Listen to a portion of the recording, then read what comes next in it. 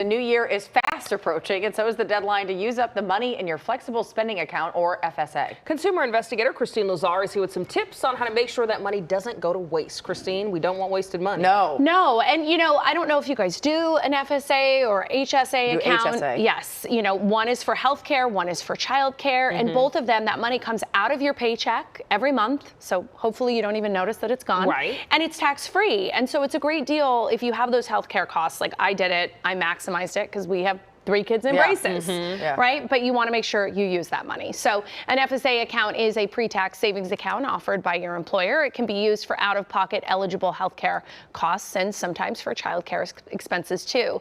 But if you don't use it, you'll lose it. I'm joined now by GoodRx personal finance editor Charlene Rhinehart for some end-of-the-year FSA spending tips. Charlene, thanks so much for joining us this morning. Thanks for having me. So to begin with, what types of expenses do these FSA accounts typically cover? Think of an FSA as a savings account for certain medical, dental, and vision expenses that you're already paying for.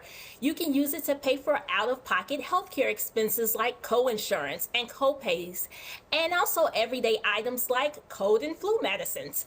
There are also some surprising items out there like prescription sunglasses and even certain types of lip balm. Oh, wow. Okay. But you can't use it for your premiums, right? You cannot use it for premiums. Okay, so what does one do if they're all out of expenses for the year? They've saved all their receipts, but they still have money left in their account. If you still have money left in your account at the end of the plan year, it's a good time to go back to your employer and see what type of flexibility they offer. Some employers offer a grace period, which gives you extra time, up to 2.5 months, to use your remaining funds. Other employers offer a carryover, which allows you to carry over a certain amount of money into the next plan year. So see which one your employer offers. Okay, now there are some changes coming for FSA accounts in 2026. Can you go over those?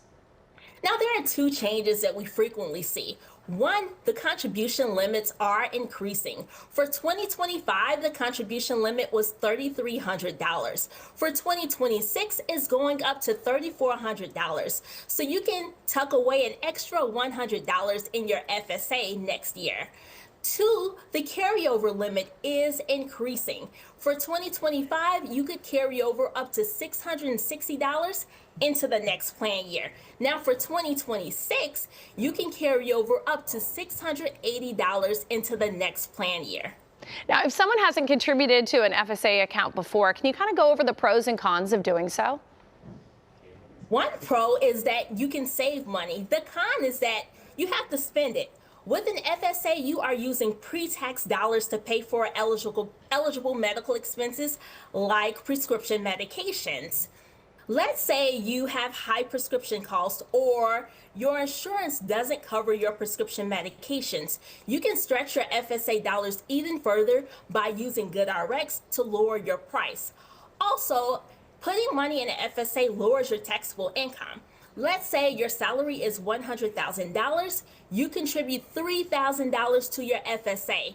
Your taxable income drops to $97,000.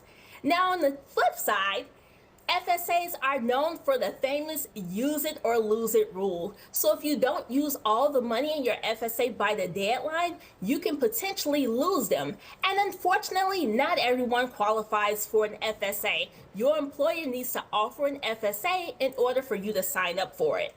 All right, Charlene, thanks so much for being with us this morning and giving us that great advice. We appreciate it. Thanks, Christine.